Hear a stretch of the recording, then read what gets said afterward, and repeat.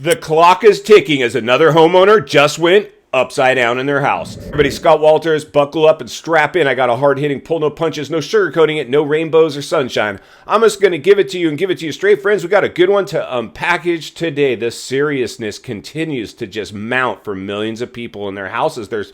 I've always said this, they no longer own their homes. Their homes own them. They're a prisoner in their own home. And I hate to say it, I've walked in those shoes. I know how that feels firsthand. So I feel like I'm qualified to go ahead and report on this. It's somebody who's never suffered any massive blows in real estate. Listen, I work in real estate, love real estate, owe a lot to real estate. But I knew this artificial housing bubble, there was no way it's going to sustain itself. So here we go again, friends. Here we go again. Buckle up and strap in. Hold on to your hats and glasses. We got a barn burner to unpackage for you today as we bring some clarity on what's going to happen moving forward. And let me just tell you, it's nothing good depending on how you're looking at this. I know for a lot of us, we're like, let it crash, let them crash and burn. But the realities are, friends, the blowback from a crash is not going to be just simple, discount on homes. It's going to have some serious economic blowback that'll visit a lot of us. So, we got to be careful for about what we wish for. We want to also keep people in our thoughts at these times because they're going to be going through a really, really tricky time. And like I've always said, we're at the tail end of a crisis where we overstimulated the economy and the housing market, which was the biggest mistake of all.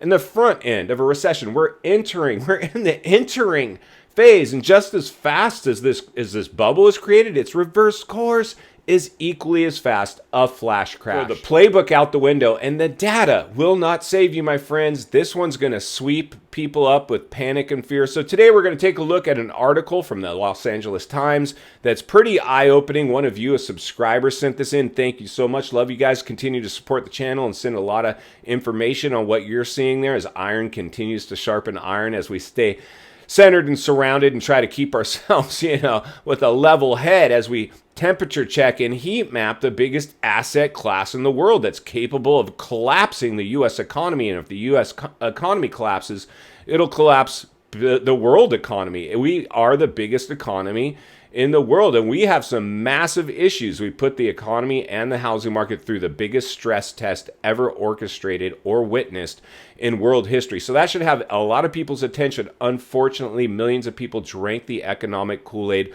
bought into the narrative that because interest rates were cheap, it was a good time to buy. But they bought at the top of a massive, massive real estate bubble. And I've reported on this before. Over 10 million people have bought into this real estate bubble, and they're now dropping like flies. So let's go ahead and roll this article. Then we'll meet back here to wrap it up. Let's get started. All right, friends, buckle up and strap in. Our subscriber writes, Scott, this article is from today's LA Time Chronicles. The woes of a couple who purchased a home this year on the downside of the biggest real estate bubble ever. These folks are, well, not in a good place. California disclosure laws need to be amended to require that buyers watch at least 5 of your shows before purchasing a property. Well, thanks, Dave. I appreciate it. Let's jump into a little bit of the article right now. As home prices decline, Southern Californians who bought at the peak are nervous. Christine and Michael Hawkins at their recently purchased condo in Canoga Park. The Hawkins took out a mortgage at the top of their budget and planned to refinance when rates dropped. Now they worry they won't be able to refinance. And this is, my friends, what I always talk about. Don't pay attention to anybody telling you to date the rate and marry the house. My guess is that's exactly what their realtor told them trying to get this sale done. Let's read a little more. Real estate analysts said that the loss in equity, which is expected to deepen, could curtail economic growth as people have less to spend on home renovations, pay for emergencies, or invest in businesses.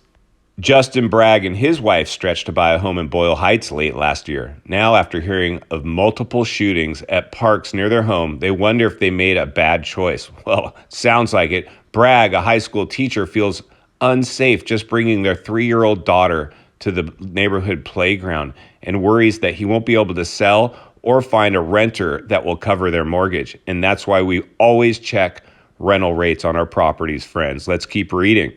Those most at risk are people who purchased this year. And that's right, my friends, Bubble buyers. All bubble buyers are the most at risk. They're the ones that are the most exposed right now. Black Knight data showed 8% of U.S. households who bought a home with a mortgage in 2022 are already underwater, while nearly 40% have less than 10% equity. The clock is ticking for them as well. These numbers are only going to increase as we're at the front end of a recession, the tail end of a crisis. Let's get back to the studio so we can wrap this one up.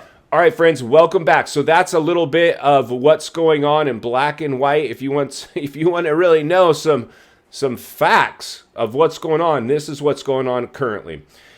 Whew. Like I said, right now, as I'm speaking, another homeowner just went upside down in their purchase. And the realities are this. While 10% of all people that bought this year are already upside down in their purchase, 40% only have 10% equity. The clock is ticking. It's a matter of days before they're upside down too. Pretty soon, it'll be 100% of all people that bought this year upside down in their purchase. But here's the scarier part for me personally. Like the person that was interviewed in this article, they didn't check the property's rent range. I can't sell for what I paid for it, and the property won't rent for what my payment is. Bad decision.